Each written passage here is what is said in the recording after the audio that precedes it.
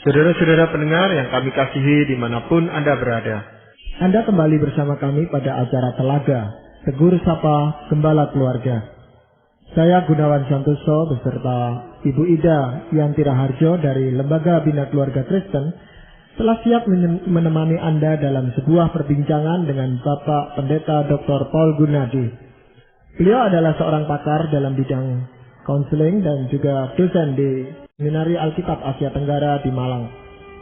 Kali ini kami akan mengajak Anda berbincang-bincang tentang peran ayah dalam mendidik anak. Kami percaya topik ini pasti akan sangat bermanfaat bagi kita sekalian. Dari studio kami ucapkan selamat mengikuti.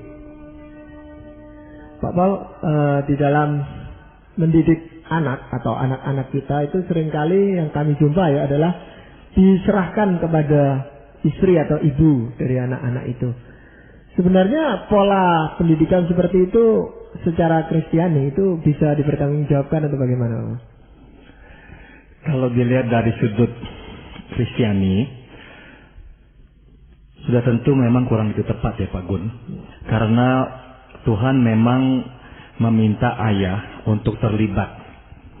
Jadi budaya kita memang lebih memberikan tanggung jawab itu kepada para ibu. Tapi yang disetujui oleh budaya belum tentu adalah hal yang dikehendaki oleh Tuhan. Misalkan Pak Gunawan, saya bisa kutip dari firman Tuhan di kitab Efesus ayat pasal 6 mulai dari ayat 4 itu.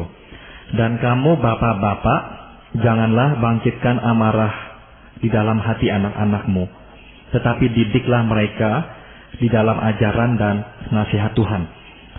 Bagi saya hal ini cukup menarik, Pak Gun, karena yang diperintahkan oleh Tuhan untuk mendidik anak bukanlah ibu, tapi ayah. Nah, kata didik sebetulnya adalah kata mendisiplin.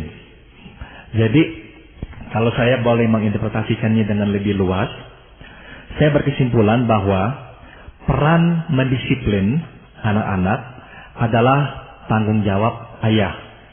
Peran membesarkan anak secara fisik, secara emosional, saya simpulkan lebih berada pada pundak ibu. Seperti itu Pak Gun. Tetapi keduanya harus bekerja sama gitu maksudnya Pak Paul. Jadi antara kedisiplinan dan membesarkan itu kan harus seimbang dan bersama-sama. Padahal ayah itu kebanyakan kan seringkali waktunya habis dengan pekerjaannya, dengan kegiatannya di luar dan sebagainya. Betul. Jadi saya kira Tuhan memang mendesainkan peranan ini dengan lengkap dan sempurna. Tidak realistik kita ini menuntut ayah untuk bertanggung jawab dalam hal membesarkan anak. Dalam pengertian memberi makan anak, merawat, mengasuh kebutuhan fisiknya. Saya kira ayah akan mengalami kesulitan untuk mengatur semua itu. Karena dia memang sudah bekerja dari pagi sampai sore. Namun Tuhan memang meminta ayah untuk berperan dalam rumah tangga. Dan satu peran yang Tuhan dengan jelas minta adalah peran sebagai seorang pendidik atau peran sebagai seorang pendisiplin. Begitu saya lihatnya Pak Gun. Ya. Nah, kiranya Pak Paul bisa mungkin memberikan contoh-contoh konkret bagaimana seharusnya seorang ayah itu mendisiplinkan seorang anak. Nah, di sini Tuhan memberikan satu prasyarat yang bagus ya. Dan kamu bapak-bapak janganlah bangkitkan amarah di dalam hati anak-anakmu. Mendisiplin memang mempunyai satu risiko, Ibu Ida. Risikonya adalah membangkitkan amarah bagi yang didisiplin. Kita misalkan tempatkan diri sebagai seorang pekerja. Sewaktu kita menerima disiplin dari perusahaan atau tempat kita bekerja, itu biasanya memang membangkitkan amarah dalam diri kita. Meskipun kita tahu kita bersalah dan harus menerima sanksi, namun waktu disiplin itu diberikan oleh atasan kita rasanya tidak mudah menerima hal itu. Dengan kata lain, memang sudah merupakan natur atau sifat kita sebagai manusia yang tidak begitu suka ya untuk menerima teguran atau disiplin.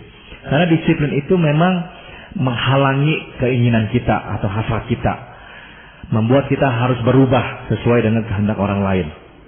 Nah, namun kita cenderung bisa menerima disiplin atau lebih mudah menerima disiplin kalau kita benar-benar merasa bahwa nomor satu, kita bukan diperlakukan secara semena-mena. Dengan kata lain, kita merasa adanya keadilan. Kalau kita tidak melihat keadilan atau unsur keadilan itu di dalam disiplin, kita akan marah, kita nggak akan senang. Kedua, kita lebih mudah menerima disiplin kalau kita memahami dan melihat jelas bahwa motivasinya orang tersebut dalam mendisiplin kita adalah baik, dalam pengertian bukan untuk kesenangan pribadi dia. Nah, misalkan atasan kita, manajer kita misalnya, mendisiplin kita. Meskipun kita tahu ini bukan karena dia mengasihi kita, dia mendisiplin kita, tapi kita lebih bisa menerima kalau kita tahu nggak ada konflik pribadi, nggak ada konflik atau konflik kepentingan, bahwa dia bukannya sedang mencoba untuk memuaskan nafsunya saja dalam mendisiplin kita. Nah, kalau kita bisa melihat kemurnian motivasi si pendisiplin, kita lebih mudah menerima disiplin tersebut. Jadi secara prinsipnya, Bu Ida, sebelum kita bahas tentang yang lebih konkret, kita kalau mendisiplin anak itu perlu melihat kedua hal tersebut. Yaitu anak mesti melihat kita adil. Dia boleh nggak setuju, tapi dia melihat adil dalam pengertian, kalau adik saya yang bersalah, adik juga menerima sanksi yang sama. Kakak saya bersalah, kakak menerima sanksi yang sama, dan sebagainya. Itu keadilan biasanya kita ukur dari sudut perbandingan. Anak kecil gemar sekali membandingkan diri dengan adik atau kakaknya. Nah, jadi anak harus melihat unsur keadilan, baru lebih mudah menerimanya. Kedua, anak mesti melihat motivasi kita, bahwa kita waktu mendisiplin dia bukan karena kita ini memang sedang memuaskan hasrat marah kita. Kita lagi marah dengan siapa, akhirnya kita lampiaskan kepada anak. Nah, dua hal itu harus ada. Iya, mengingat begitu besar peran ayah, Pak. Itu apa memang baru dikenal pada saat Paulus menulis surat, atau memang sudah prinsip itu sudah diperkenalkan oleh Tuhan sejak lama? Sudah sejak lama, sebab misalnya di kitab Ulangan, Tuhan memang memberikan perintah kepada orang tua secara keseluruhan, satu unit, untuk juga membesarkan anak-anak di dalam Tuhan, mengajarkan anak-anak tentang Tuhan, bahkan digunakan kalimat-kalimat yang sangat konkret pada waktu dia bangun, pada waktu dia tidur, waktu engkau berjalan, waktu engkau duduk, yang sebetulnya semua mengacu pada satu prinsip, yaitu terapkanlah dan ajarkanlah anak-anak tentang Tuhan, didiklah mereka, besarkanlah mereka dalam Tuhan di setiap kesempatan yang kau miliki. Begitu. Jadi memang tidak ada pembedaan bahwa ibulah yang harus merawat, ayah yang bekerja di luar. Pembedaan itu sebetulnya tidak ada di Alkitab. Pembedaan itu atau pembedaan peran itu sebetulnya lebih disebabkan oleh latar belakang budaya kita sendiri, Pak Gun. Pak Pol, itu juga dipengaruhi oleh kedekatan seorang ayah dan anaknya ya Pak Pol. Soalnya prakteknya seorang ayah yang sehari bekerja ya, malam sudah lelah. Itu sulit sekali dia itu untuk bisa berkomunikasi, untuk dekat dengan seorang anak, sehingga waktu anak itu didisiplinkan, si ayah itu mengalami kesulitan sama sekali, Pak. Itu betul, Ibu Ida. Jadi anak itu cenderung menerima disiplin kalau dia merasa dekat dengan orang yang mendisiplinkan dia. Nah, faktor ayah yang otomatis akan sedikit jauh dari anak karena faktor pekerjaan tadi, memang merawankan si ayah tatkala mendisiplin anak. Maka tadi Alkitab berkata jelas, jangan bangkitkan amarah anakmu. Artinya, memang mendisiplin anak mempunyai resiko yang berkebalikan dari yang kita harapkan. Hasilnya nggak produktif, malah merugikan. Karena membuat anak malah mendendam kepada kita. Nah, kalau dia merasa dekat dengan kita, dia akan lebih cenderung untuk menerima disiplin tersebut. Nah, sekali lagi juga dia mesti melihat apakah adil, dan juga yang kedua, dia mesti melihat bahwa motivasi si ayah ini benar dan baik, bukannya sedang melampiaskan hasrat amarahnya saja. Saya lihatnya gitu Ibu Ida. Ya, tetapi kan pada naturnya Pak ya, kami bapak-bapak ini kan agak sulit gitu untuk dekat, terutama ketika anak itu masih kecil gitu. Kalau sudah menjelang remaja, dewasa, dia bisa seperti teman dengan kami gitu ya. Tetapi kan untuk mendidik ini dibutuhkan sedini mungkin gitu, artinya Pak. Sejak kecil kita sudah mulai ikut terlibat di dalam pendidikan anak itu. Nah itu tindakan-tindakan konkret apa yang bisa kami lakukan sebagai ayah? Saya mengakui bahwa kita sulit sekali berkompetisi dengan istri-istri kita Pak Gun dalam hal kedekatan dengan anak. Apalagi istri yang memang full time di rumah tangga ya. Jadi saya kira ya memang Tuhan pun gak menuntut hal yang di luar jangkauan kita. Jadi memangnya gak bisa. Jadi peran pendisiplin atau peran mendisiplin itu kita berikan memang dalam konteks yang ada batasannya. Waktu kita pulang, kita sudah lelah. Nah, terus kita mendengar misalnya dari istri kita bahwa si anak nakal atau berbuat hal yang gak benar. Yang mesti kita jaga adalah nomor satu, emosi kita. Ada kecenderungan kita ini sebagai pria, karena dari pagi sampai sore dan bahkan bagi sebagian orang sampai malam kerja di luar, pola pikir itu sudah menjadi pola pikir kerja. Dan pola pikir kerja adalah aku memberi instruksi, engkau melakukan instruksi. Kita diperlakukan seperti itu oleh atasan kita berbuat hal yang sama kepada bawahan kita. Itu yang pertama. Jadi instruksi pelaksanaan, instruksi pelaksanaan. Polanya seperti itu. Pola yang lain adalah bahwa seharusnya masing-masing sudah tahu tanggung jawabnya. Itu pola kerja yang kita sebetulnya semua serap tanpa kita sadari. Jadi sewaktu seseorang tidak melakukan tanggung jawabnya, sudah dapat dipastikan akan muncul perasaan tidak suka, tidak senang terhadap orang tersebut, karena seharusnya engkau sudah tahu tapi engkau melalaikan tanggung jawabmu. Nah, dua hal ini biasanya kita bawa pulang, Pak Gon dan Ibu Ida. Kita bawa pulang ke rumah dan kita mengharapkan nomor satu, kita memberi instruksi, anak melaksanakan instruksi. Waktu kita memberi instruksi, anak membantah, kita ini seolah-olah harus tukar gigi. Kalau naik mobil dari gigi 4 ke gigi 2, glok gitu. Kenapa tukar gigi? Karena tiba-tiba kita harus belajar menoleransi bantahan. Di tempat kerja, istilah bantah itu istilah yang memang haram. Kita nggak terima istilah bantah. Apalagi kalau itu diberikan oleh atasan. Nah, tukar gigi itu nggak gampang Pak Gun dan Ibu Ida. Jadi ayah itu cenderung susah sekali menukar gigi dan akan membawa pola yang sama. Dan pola yang kedua tadi yang saya sudah sebut adalah ayah itu menganggap anak sudah tahu tanggung jawabnya. Atau hal ini sudah pernah dibicarakan sebelumnya dulu. Seharusnya engkau ingat, seharusnya engkau sadar. Nah, jadi ekspektasi atau pengharapan anak sadar itu kuat sekali dalam diri ayah biasanya. Dan sewaktu anak mengulang lagi perbuatan yang sama, cenderungnya ya kita marah. Kita tidak cukup sabar untuk menoleransi bahwa anak ini memang cenderung mengulang perbuatan yang sama berkali-kali. Sebab di dunia pekerjaan hal itu tidaklah lazim atau tidak ditoleransi. Pekerja yang mengulang perbuatan yang salah berkali-kali akan dikeluarkan. Tapi anak tidak bisa kita keluarkan. Begitu. Jadi Pak Paul, di dalam pendidikan anak itu tadi, masih sehubungan dalam pendidikan anak. Kalau kita itu sebagai ayah cuma mendisiplin anak, itu bisa timbul kesan bahwa ayah ini kejam. Jadi cuma menguraikan yang hal-hal yang jelek saja. Gitu. Padahal ibunya itu yang membesarkan dan sebagainya itu bisa bercitra positif gitu Pak Paul ya. Nah, bagaimana untuk mengatasi hal ini supaya anak itu tidak timbul kesan ayah ini bisanya cuma mendisiplin kami saja gitu. Betul. Itu yang kita sebut Pak Gunawan interaksi negatif.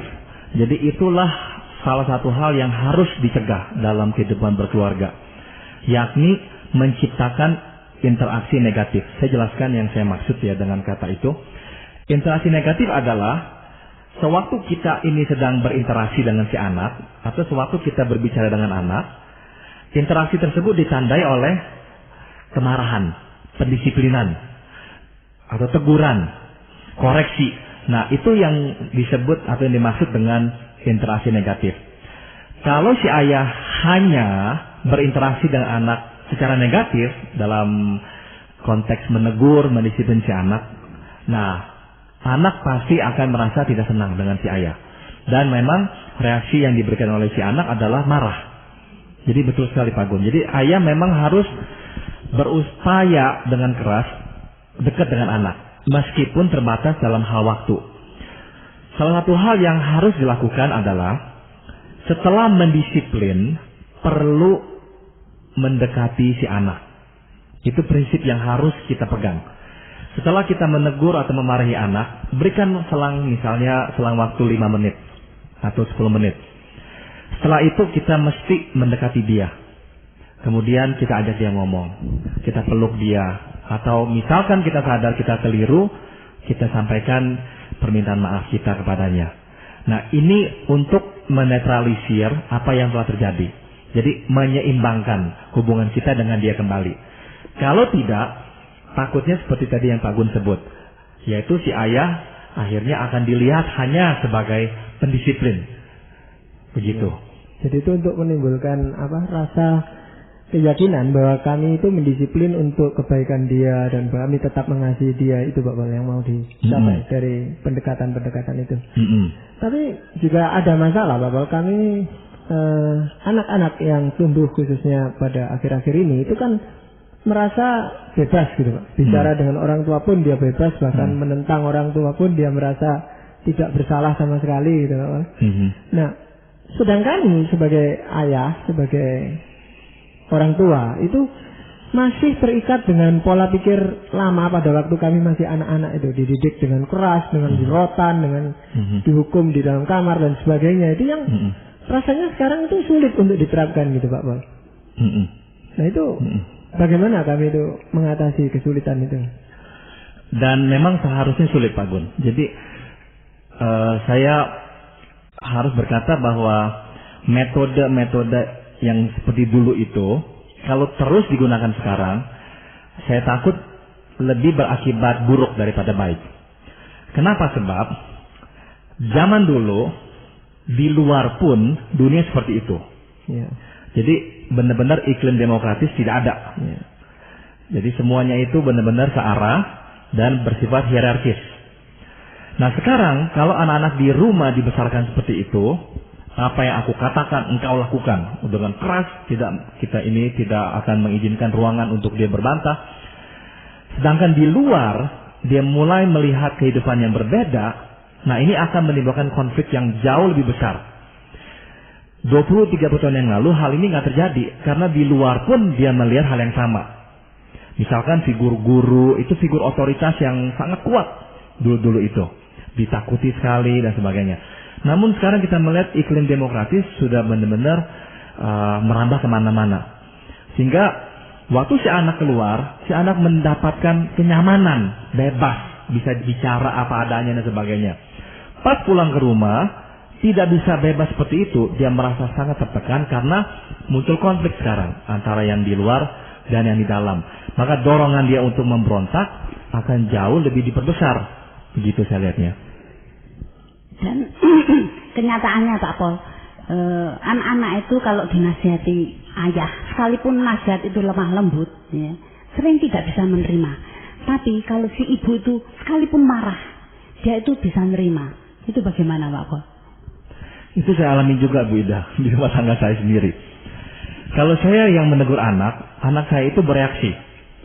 Dan ya saya senang karena di rumah kami iklim keterbukaan kami coba pelihara ya.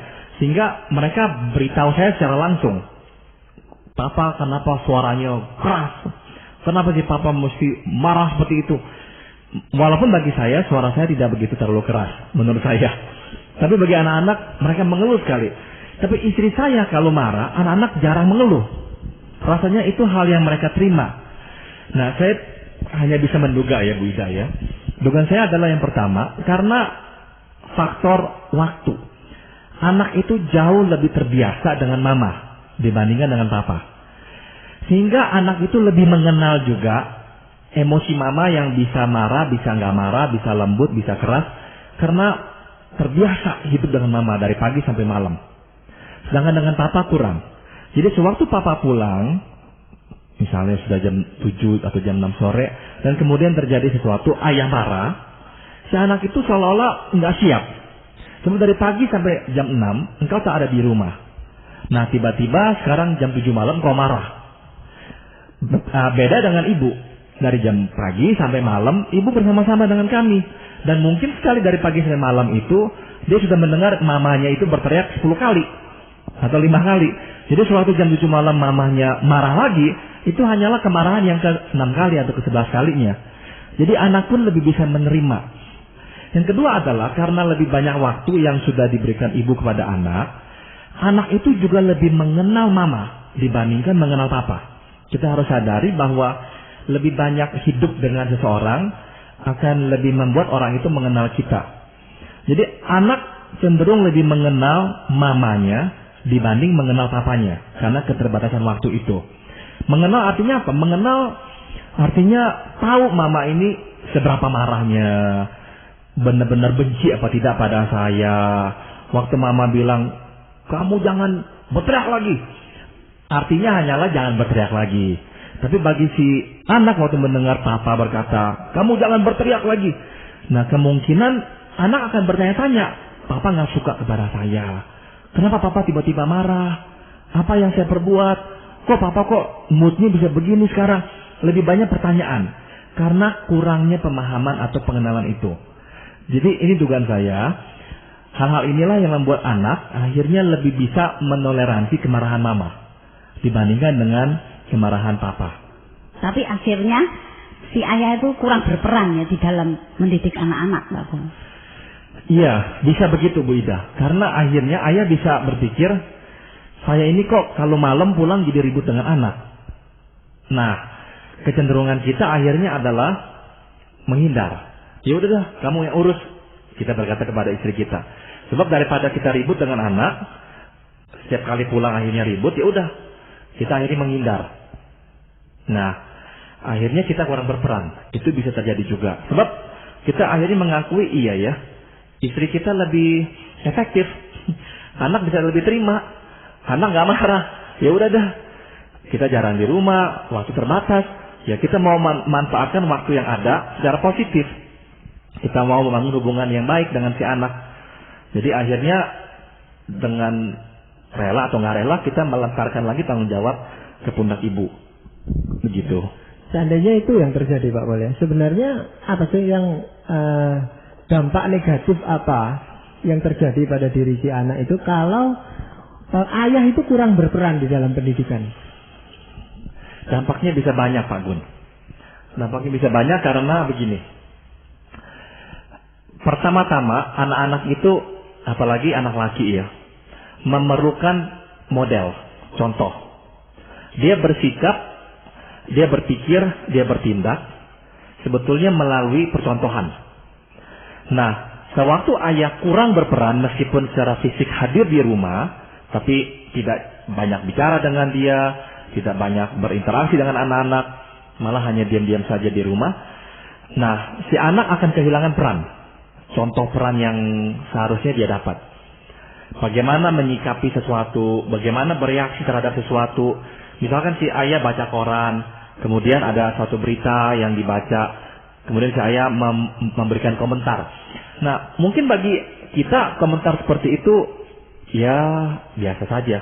Tapi bagi anak, ini sebetulnya adalah bahan-bahan untuk membangun dia menjadi seorang manusia dewasa yang tangguh. Dia bisa melihat bagaimana si ayah menyikapi hal ini. Oh, ada perampokan misalnya. Oh, ayah ini berkata gini. Oh, misalnya ada keadaan di mana ketidakadilan terjadi.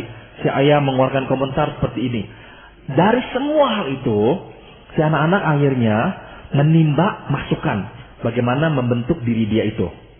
Nah, saya takutnya kalau ayah tidak berperan, anak akan dirugikan dalam artian tidak cukup bahan yang diserapnya untuk menjadikan dia seorang manusia yang tangguh.